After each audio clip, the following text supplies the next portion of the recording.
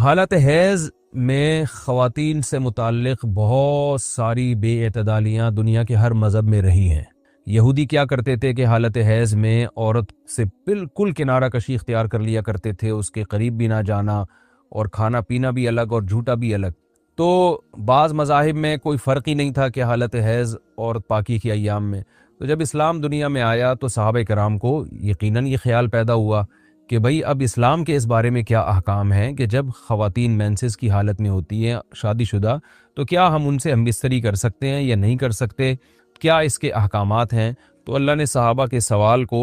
اور پھر اپنے جواب کو قرآن مجید کا جز بنا کے نازل کر دیا۔ وَيَسْأَلُونَكَ، اور یہ لوگ آپ سے سوال کرتے ہیں، عن المحیض، حیض کے بارے میں۔ تو حیض کے بارے میں سوال نہیں تھا، اصل میں سوال یہ تھا کہ حالت حیض میں زوجہ سے ہم بستری جائز ہے یا نہیں ہے، تو قرآن نے اس کی طرف اشارہ کر دیا۔ قل، اے نبی آپ ان سے کہہ دیجئے، ہوا اذن، اذن اصل میں تکلیف کو بھی کہتے ہیں، گندگی کو بھی کہتے ہیں، تو یہاں گندگی مراد ہے کہ وہ گندگی ہے۔ فاعتزلوا النساء، لہذا عورتوں سے دور رہو، فی المحیض، حالت حیض میں، ولا تقربوہن، اور ان کے قریب مت جاؤ، حتی یطہرن، جب تک کہ یہ پاک نہ ہو جائیں۔ تو اس میں قرآن مجید نے جو لفظی ترجمہ ہے وہ قرآن کی آیتوں کا یہی ہے کہ ان سے کنارہ کشی اختیار کر لو، لیکن احادیث سے ہمیں پتہ چلتا ہے کہ یہاں کنارہ کشی اختیار کرنا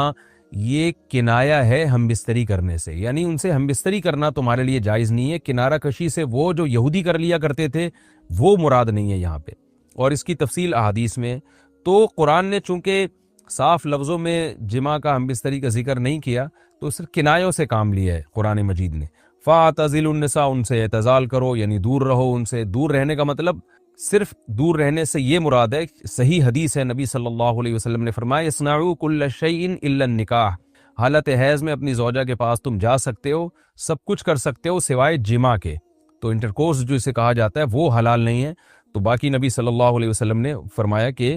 ایسی کنارہ کشی کہ بالکل اس کا جھوٹا نہ پیو اور بالکل دور ہو جانا، اس کی اسلام میں اجازت نہیں ہے، اور نہ بستر الگ کرنے کی ضرورت ہے۔ تو یہ سارے قرآن کے کنائے ہیں۔ کنایہ کا مطلب ہوتا ہے کہ آپ صرف اشاروں میں بات کر رہے ہیں، صراحتاً بات نہیں کر رہے۔ تو میں اس میں نقطے کی بات بھی بتاؤں گا کنایہ کیوں ہے،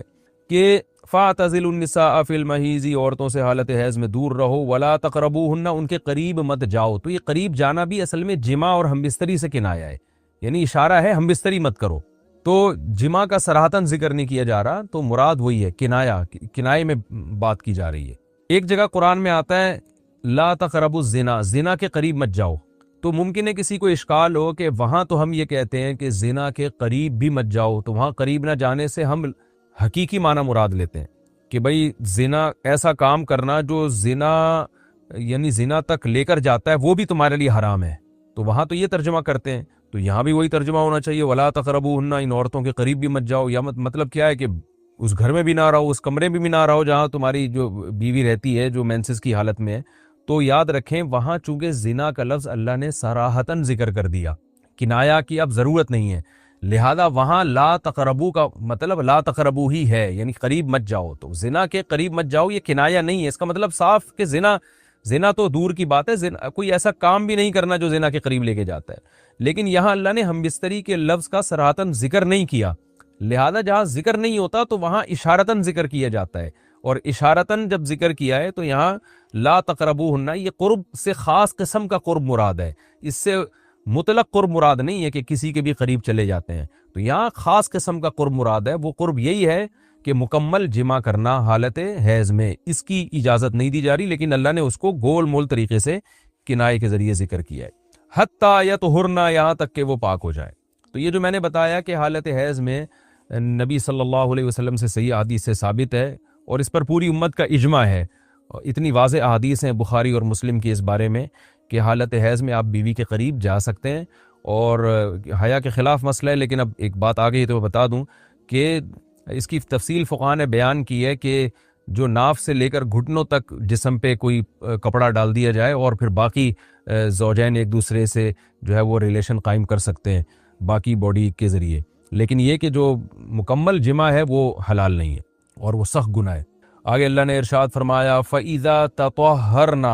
پس جب وہ مکمل پاک ہو جائیں، فَأْتُوهُنَّ، تو پھر تم ان کے پاس آؤ۔ اب یہ بھی دیکھیں ان کے پاس آؤ یہ کنایہ ہے جمع سے، یہ نہیں کہ آپ کی زوجہ جو ہے وہ جب حیض سے پاک ہوئی ہے تو آپ اب اس کے پاس جا کے چائے پی سکتے ہیں، وہاں بیٹھ کے کھانا کھا سکتے ہیں، یہ مراد نہیں ہے، یہ سب کنایے اور اشارتاً قرآن بات کر رہا ہے۔ فَأْتُوهُنَّ، تو ان کے پاس آؤ، یعنی مطلب ان سے تم جمع کر سکتے ہو، جمع کرو ان سے، من حیث امرکم اللہ، ایسے جیسے اللہ نے حکم دیا ہے۔ تو اس سے پتہ چلتا ہے کہ جمع کا ایک ناجائز اور حرام طریقہ بھی ہے اور ایک جائز طریقہ بھی ہے۔ تو قرآن بتا رہا ہے کہ جائز طریقے سے تم جمع کر سکتے ہو، ناجائز طریقے سے جمع نہیں کر سکتے۔ وہ جائز اور ناجائز کیا ہے وہ میں انشاءاللہ بتاتا ہوں۔ ان اللہ، بے شک اللہ تعالیٰ، یحب التوابین، توبہ کرنے والوں سے بھی محبت کرتا ہے، ویحب المتطہرین، اور تطہر جو ہے نا، یاد رکھیں، دیکھیں یہاں دو لفظ استعمال ہوئے ہیں، ایک استعمال ہوا ہے طہورا یطہرو، حتی یطہرنا، اس کا مطلب ہوتا ہے پاک ہو جانا، اور ایک ہوتا ہے تطہرنا، باب تکلف ہے، یعنی تھوڑا تکلف سے پاک ہونا، اہتمام کر کے۔ ایک پاک تو یہ ہے کہ بس چلو بھی پاک ہو گئے، ایک ہے کہ بہت یعنی پاک صاف رہنے کی بڑی کوشش کرنا۔ تو جو صفائی پسند لوگ ہوتے ہیں نا، وہ جب تک صفائی کا خبط ان کے اوپر سوار نہیں ہو جاتا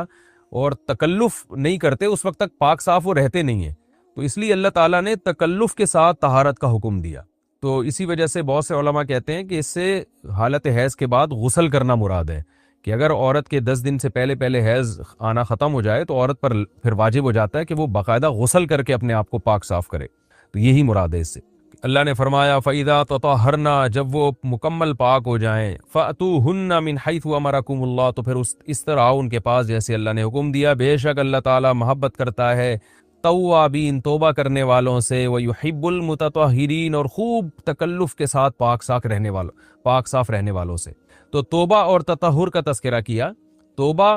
روحانی طہارت کو کہتے ہیں، اور جو تطہر ہے وہ جسمانی طہارت کو کہتے ہیں۔ یعنی اسلام یہ چاہتا ہے کہ آپ روحانی طور پہ بھی پاک صاف رہیں اور جسمانی طور پہ بھی۔ روحانی پاکی کیا ہے کہ اگر آپ سے کوئی گناہ ہو جاتا ہے تو رو دھو کے اللہ کو منا کے راضی کر لیں، تاکہ دل جو گندا ہوا ہے وہ بھی صحیح ہو جائے۔ اور جسمانی پاکی یہی ہے کہ جسم پہ کوئی گندگی لگی ہے تو وہ پاک ہو جائے۔ تو اس میں اللہ نے حالت حیض میں عورت کو بھی حکم دیا کہ وہ بھی نہا دھو کے پاک ہو جائے جب حیض سے پاک ہوتی ہے، اور مرد کو بھی حکم دیا کہ حالت حیض میں تم گندگی کی حالت میں جماع مت کرو بیوی کے ساتھ، خون میں لت پت ہو جائے گا انسان، اور یہ گندگی ہے۔ تو اللہ تعالیٰ پاک صاف رہنے والوں کو پسند کرتے ہیں۔ تو جو حالت حیض میں بیوی سے جمع کرتا ہے، اس کا مطلب وہ پاک صاف آدمی نہیں ہے، وہ گندگی کے وقت میں اس کے قریب جا رہا ہے، تو یہ بھی غلط ہے۔ اور اگر خدا نخواستہ کسی سے ایسا ہو گیا ہو تو اللہ نے توبہ کا حکم دیا کہ توبہ کر کے اللہ کو مناؤ، کیونکہ روحانی طور پر جو گندگی ہوئی ہے اس سے بھی تمہیں پاک رہنا ضروری ہے۔ تو اللہ کو اچھے لوگ، پاکیزہ لوگ پسند ہیں۔ تو حالت حیض کی آیتوں کے بعد اللہ نے یہ اس لیے حکم دیا تاکہ اس عمل کے دوران گندگی میں ملوث نہ ہونا پڑے۔ اور یہ حکمت بھی اللہ نے بیان کر دی کہ حالت حیض میں جماع سے ہم تمہیں اس لیے منع کر رہے ہیں کہ اللہ کو پاک صاف لوگ پسند ہیں، گندگی میں انوالو ہونے والے، ملوث ہونے والے لوگ اللہ کو پسند نہیں ہیں۔ میں پھر علمی نکات کے تحت انشاءاللہ اس کی مزید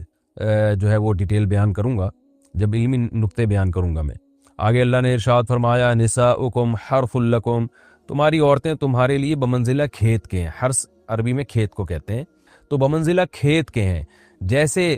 بیج ڈالا جاتا ہے کھیت میں اور اس سے پیداوار بڑھتی ہے، تو عورت کی جو ایک حیثیت ہے، نیچر نے جو اس کی ایک حیثیت متعین کی ہے، وہ بھی ایک نسل بڑھانے کا ذریعہ ہے، جس میں مرد کا جو اسپم ہے وہ بطور بیج کے ہے اور جو اولاد ہے وہ ایک پیداوار کی طرح ہے۔ تو اللہ نے یہ یاد رکھیں، اس آیت کو نا بہت سارے غیر مسلموں نے عورت کے خلاف بہت نیگیٹیوٹی پھیلائی ہے کہ دیکھو اسلام عورت کی توہین کرتا ہے، اس کو کھیتی سے تعبیر کرتا ہے۔ تو کچھ لفظ کسی اور زبان میں جب وہ جاتے ہیں نا تو وہ توہین کا معنی دیتے ہیں۔ عربی میں جو حرث کا معنی ہے یہ تعظیم کے لیے ہے، توہین کے لیے نہیں ہے۔ اردو میں جو کھیتی کا معنی ہے وہ توہین کے لیے استعمال ہوتا ہے۔ کھیتی یعنی جو پاؤں میں روندی ڈالنے والی، اور زمین جو ہے نا پاؤں میں گویا روندی، اس کو روندا جا رہا ہے، تو اس لیے اس کا اردو میں بالکل اسی طرح جو لوگ ترجمہ کر دیتے ہیں کہ عورتیں تمہاری کھیتیاں ہیں، تو یہ ترجمہ میرا خیال ہے اس لیے درست نہیں ہے کہ اردو میں اس کا مفہوم ہی چینج ہو جاتا ہے۔ یعنی گویا ایک عزت کے لیے جو لفظ اللہ نے استعمال کیا وہ ذلت کا ذریعہ بن جاتا ہے۔ تو اس لیے کسی بھی زبان میں جب ہم کسی بھی لفظ کا ترجمہ کرتے ہیں تو اس زبان کے ہمیں محاوروں کو دیکھنا چاہیے کہ اس زبان میں یہ لفظ کس معنی میں استعمال ہو رہا ہے۔ مثال کے طور پر ہو سکتا ہے کتا کا لفظ کسی زبان میں وفاداری کے لیے استعمال ہوتا ہو، کسی کو لوگ ڈاگ کہتے ہوں تو اس کا مقصد ہوتا ہے وفادار انسان ہے، لیکن ہمارے ہاں اردو میں گالی ہے وہ، اور آپ بولیں کہ بھئی وہ فلاں قوم ڈاگ کہتی ہے تو ہم کتا کہیں گے، تو آپ جب اس کا ترجمہ اردو میں کریں گے تو کتے سے نہیں کر سکتے، تو اسی طرح یہ عربی کا جو لفظ ہے اس میں بھی یہ چیز غور یعنی ملحوظ رہنی چاہیے. تو اس لیے اس کا ترجمہ کیا جائے گا تمہاری عورتیں تمہارے لیے پیداوار بڑھانے کا ذریعہ ہیں، نسل بڑھانے کا ذریعہ ہیں. فاتو حرثکم، تم اپنے اس نسل بڑھانے کے ذریعے کے پاس آؤ، انا شئتم، جیسے چاہو، وقدموا لانفسکم، اور اپنے نفسوں کے لیے آگے بھیجو، یعنی اولاد کی نیت سے آیا کرو زوجہ کے پاس، اور آخرت کے لیے انتظام کرو، یعنی اولاد پیدا کر کے جو تاکہ دنیا اور آخرت میں تمہارے لیے، فیوچر میں تمہارے لیے کام آئے، دنیا بھی داخل ہے آخرت بھی داخل ہے. تو یہ آیت کا بھی ایک شان نزول ہے کہ صحابہ کرام تو چونکہ جو خواتین تھیں مکہ میں صدیوں سے وہ لوگ آباد تھے، ان کے سفر خاص طور پہ عورتوں کے سفر بہت ہی کم ہوا کرتے تھے. تو جب ہجرت ہوئی ہے اور جو ہے نا ہجرت کر کے بہت ساری صحابیات مدینہ آئی ہیں، تو مدینہ میں ان کے نکاح دوسری قوموں میں ہوئے، پھر انصار صحابہ سے بھی ہوئے. تو چونکہ تقویٰ تھا ان خواتین میں، للہیت تھی، تو بعض جگہ ایسے واقعات ہوئے کہ میاں بیوی کے جو آپس کا ریلیشن ہوتا ہے، ظاہر ہے وہ ہر قوم میں اور ہر جو ہے نا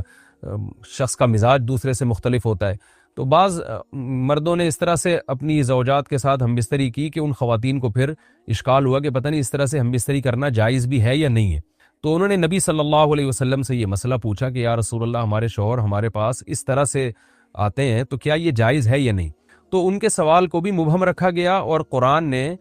اس کے جواب کو بھی کنایتاً بیان کیا، کیونکہ مسئلہ بظاہر حیا کے خلاف ہے. تو قرآن جب بھی کوئی ایسی بات ہوتی ہے تو اشارتاً کنایتاً اس کا تذکرہ کر دیتا ہے تاکہ مسئلہ بھی واضح ہو جائے، کیونکہ ظاہر ہے اس کی ضرورت تو قیامت تک آنے والے انسانوں کو پڑ سکتی ہے نا. یہ تو ہر میاں بیوی کا اپنا ایک ذاتی مسئلہ ہوتا ہے کہ ہمیں کس طرح سے پرمیشن ہے، کس طرح سے پرمیشن نہیں ہے. تو اللہ تعالیٰ نے بھی اشارتاً ہی اس حکم کو قرآن میں بیان کر دیا، اور قرآن میں اس لیے بیان کیا کہ تاکہ اس میں کوئی اجتہادی اختلاف کی گنجائش نہ رہے. تو اللہ نے قرآن مجید میں بیان کیا، فرمایا نساؤکم حرث لکم، تمہاری جو ازواج ہیں، تمہاری جو بیویاں ہیں، وہ تمہارے لیے بمنزلہ کھیت ہیں. کھیت کا مطلب کیا ہوتا ہے؟ پیداوار بڑھانے کا ذریعہ. تو اس میں سب سے پہلا مسئلہ تو قرآن نے یہ بیان کر دیا کہ زوجہ سے جو ہمبستری ہے وہ صرف اسی راستے میں جائز ہے جس سے اولاد ہوتی ہے، کیونکہ عورت کو اللہ نے بنایا ہے نسل بڑھانے کے لیے. تو کوئی بھی ایسا ہمبستری کا طریقہ اختیار کرنا جو نسل بڑھانے کا ذریعہ نہ ہو، یعنی وہ نیچرل نہ ہو، تو وہ حرام ہے. تو اس میں اللہ نے یہ حکم دے دیا.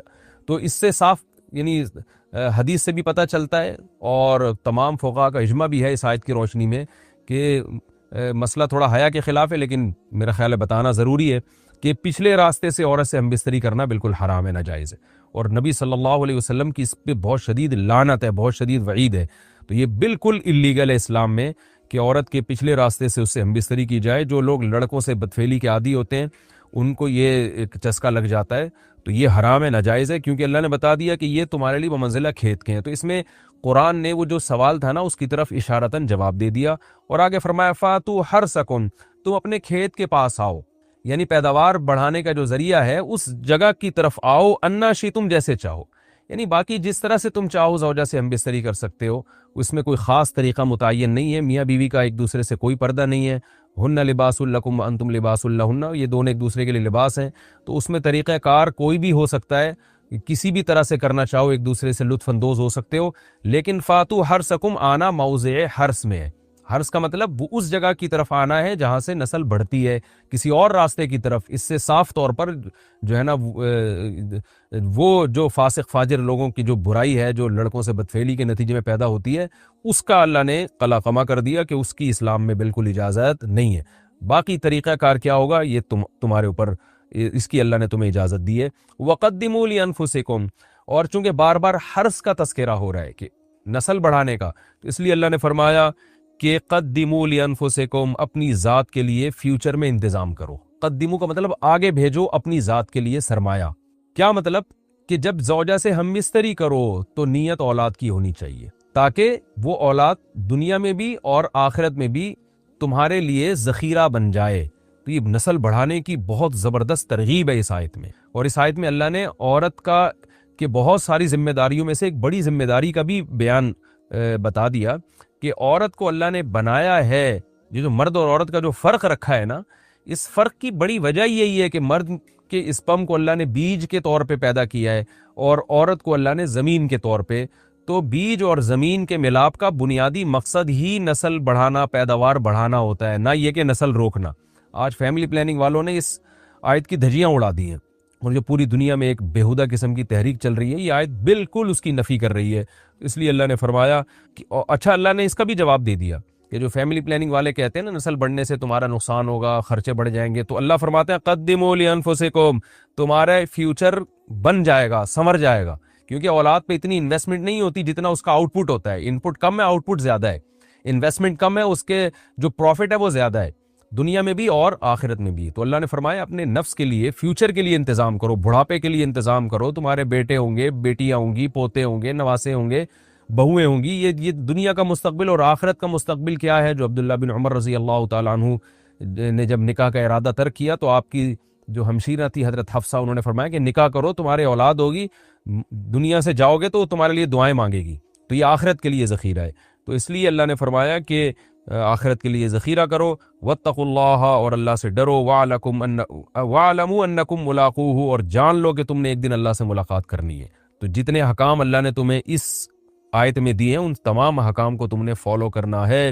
وبشر المؤمنین، اور ایمان والوں کو خوشخبری سنا دیں۔ ولا تجعلوا اللہ عرضة لایمانکم ان تبروا، اس کا بھی ایک شان نزول ہے۔ بعض لوگ غصے میں آ کے قسمیں اٹھا لیتے تھے کہ میں فلاں پہ صدقہ نہیں کروں گا، میں یہ نہیں کروں گا، میں یوں نہیں کروں گا، جیسے آپ دشمنیوں میں کر لیتے ہیں، میں اس امام کے پیچھے نماز نہیں پڑھوں گا۔ تو اللہ نے فرمایا اللہ تعالیٰ کو اپنی قسموں کے ذریعے نیکی میں رکاوٹ کا ذریعہ مت بناؤ۔ ان تبروا یعنی اس بات میں رکاوٹ مت بناؤ کہ تم نیکی کا کام کرو، وتتقوا، اور تقوی والا کام کرو، وتصلحوا بین الناس، اور لوگوں میں اصلاح کرو۔ تو ایسی چیزوں یعنی جو نیکی کے کام ہے نا، لوگوں میں اصلاح کرنا۔ بعض دفعہ آدمی کہتا ہے میں ان کی سلو نہیں کراؤں گا، خدا کی قسم میں ان کو لڑنے دوں گا، ایسی کی تیسی، ایسا ہوتا ہے نا۔ آپ آج بھی لوگ قسمیں اٹھا رہے ہوتے ہیں اس ٹائپ کی، ابے جاؤ یہ تو اللہ نے فرمایا تھا اللہ کے نام کو ذریعہ نہ بناؤ نیکی سے رکاوٹ کا۔ واللہ سمیع علیم، اللہ سننے والا اور جاننے والا ہے۔ اسی وجہ سے حدیث میں آتا ہے کہ اگر کوئی شخص من حلف علی یمین، بخاری مسلم کی حدیث ہے،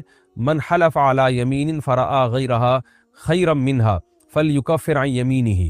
آپ صلی اللہ علیہ وسلم نے فرمایا کہ جو کسی بات پر قسم اٹھائے، پھر بعد میں اس کو خیال ہوا کہ یار جو میں نے قسم اٹھائی ہے کہ میں یہ کام نہیں کروں گا، وہ تو نیکی کا کام ہے، تو آپ صلی اللہ علیہ وسلم نے فرمایا اسے چاہیے کہ اپنی قسم توڑ دے اور پھر قسم کا کفارہ ادا کرے۔ تو شریعت کا یہی حکم ہے، اگر آپ کسی ایسی بات پہ قسم اٹھا لیں جو مناسب نہیں تھی، ناجائز تو دور کی بات، جو مناسب بھی نہیں تھی، تو بھی اس قسم کو توڑ دینا چاہیے اور اس کا کفارہ ادا کرنا چاہیے۔ تو اللہ نے فرمایا کہ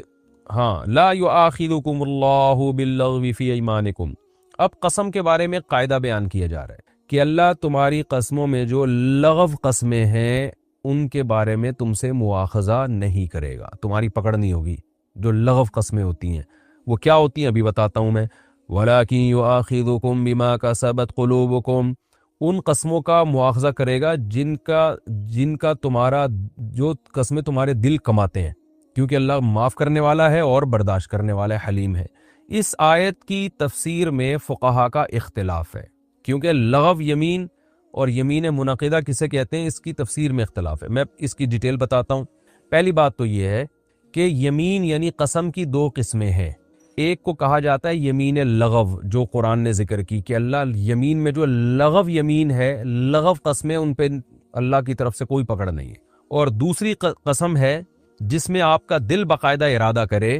تو اس قسم کو کہا جاتا ہے یمین منعقدہ، یعنی منعقد ہونے والی یمین، یعنی وہ یمین جس پر اللہ کی طرف سے پکڑ ہوگی۔ تو دیگر فقہا کے نزدیک، امام شافعی، امام مالک اور امام احمد ابن حنبل کے نزدیک، یمین لغو وہ یمین ہے جو آپ دل کے ارادے کے بغیر ویسے ہی محاورے کے طور پر قسمیں اٹھاتے رہتے ہیں۔ اللہ کی قسم میں نہیں تجھ سے بات کروں گا، لوگ کہہ رہے ہوتے ہیں بات پہ، ابے بھائی اللہ کی قسم میں تو نہیں جاؤں گا وہاں پہ، اللہ کی قسم میں تو یوں نہیں کروں گا، اللہ کی قسم میں تو یوں نہیں کروں گا۔ تو یہ ویسے ہی جو محاورے کے طور پہ زبان سے قسمیں نکلتی ہیں، جمہور علماء کے نزدیک اس قسم کو یمین لغو کہا جاتا ہے، یعنی بیکار قسمیں۔ تو وہ کہتے ہیں جب تک باقاعدہ ارادہ نہیں کرے گا کہ میں باقاعدہ قسم سے یہ ارادہ کر رہا ہوں کہ یہ چیز میرے اوپر واجب ہو جائے، تو جب تک اس ارادے سے سوچ سمجھ کے قسم نہیں اٹھائے گا تو وہ قسم منعقد ہی نہیں ہوگی اور اس پہ کفارہ لازم نہیں ہوگا۔ مثال کے طور پر آپ کا دوست آپ کو بلا رہا تھا یار کل ناشتہ میرے ساتھ کرو، آپ نے کہا یار میں نہیں کروں گا، وہ کہہ رہا ہے آ جا، کہہ رہا اللہ کی قسم نہیں آؤں گا میں، ایسے ہی کہہ دیا آپ نے باتوں باتوں میں۔ تو جمہور علماء کہتے ہیں اگر آپ نے کل ناشتہ نہیں کیا تو آپ پر کفارہ لازم سوری اگر آپ نے کل ناشتہ کر لیا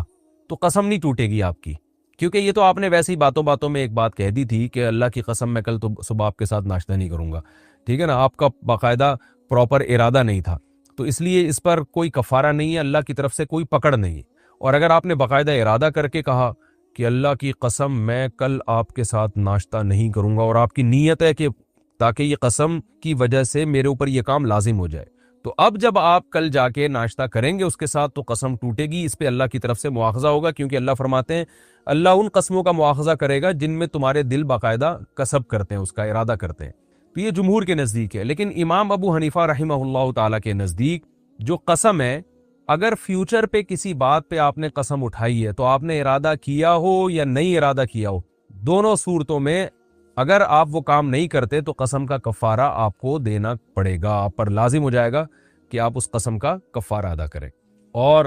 ان کے نزدیک یمین لغو کہتے ہیں ماضی کی کسی بات پہ قسم اٹھانا، آپ سمجھے تھے کہ کل ایک کام ہوا ہے ماضی میں، لیکن آپ کا جھوٹ بولنے کا ارادہ نہیں تھا، لغو کا مطلب آپ کا ارادہ نہیں ہے جھوٹ بولنے کا، آپ سمجھ رہے ہو کہ ایسا ہوا ہے، آپ نے قسم اٹھا لی خدا کی قسم کل ایسا ہوا ہے، تو اس پر اللہ مواخذہ نہیں کرے گا، یعنی قیامت میں اللہ کی طرف سے پکڑ نہیں ہوگی، کیونکہ آپ نے جان بوجھ کر جھوٹی قسم نہیں اٹھائی۔ اور آگے فرمایا کہ وَلَٰكِن يُؤَاخِذُكُم بِمَا كَسَبَتْ قُلُوبُكُم، تمہارے دل جس قسم کا ارادہ کرے اس پہ اللہ قیامت کے دن پکڑے گا۔ کیا مطلب؟ آپ نے جان کر اگر جھوٹی قسم اٹھائی ہے، یہ یعنی امام ابو حنیفہ کے نزدیک اس پوری آیت سے ماضی کی قسمیں مراد ہیں، ماضی کی یعنی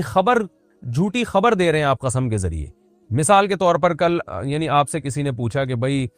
کل جو ہے یہ کام ہوا ہے کہ نہیں ہوا، آپ نے قسم اٹھا کے کہا کہ خدا کی قسم نہیں ہوا، اب آپ کا جھوٹ بولنے کا ارادہ نہیں تھا، دل آپ کا اس قسم پہ دل جان بوجھ کر آپ نے یہ قسم کا ارادہ نہیں کیا، کیونکہ آپ یہ سمجھ رہے ہو کہ واقعی نہیں ہوا یہ کام، آپ نے کہا خدا کی قسم نہیں ہوا، بعد میں پتہ چلا تو ہوا ہے، تو اب اس پہ اللہ فرماتے ہیں گھبرانے کی ضرورت نہیں ہے، چونکہ آپ نے جھوٹی قسم جان کر نہیں اٹھائی ہے، لہذا اللہ آپ کو معاف کر دے گا۔ لیکن آپ نے اگر جھوٹی قسم اٹھائی اور جان کر اٹھائی ہے تو اس پہ اللہ آپ سے مواخذہ کرے گا۔ تو امام ابو حنیفہ کے نزدیک اس سے وہ قسمیں جن کا فیوچر سے تعلق ہے،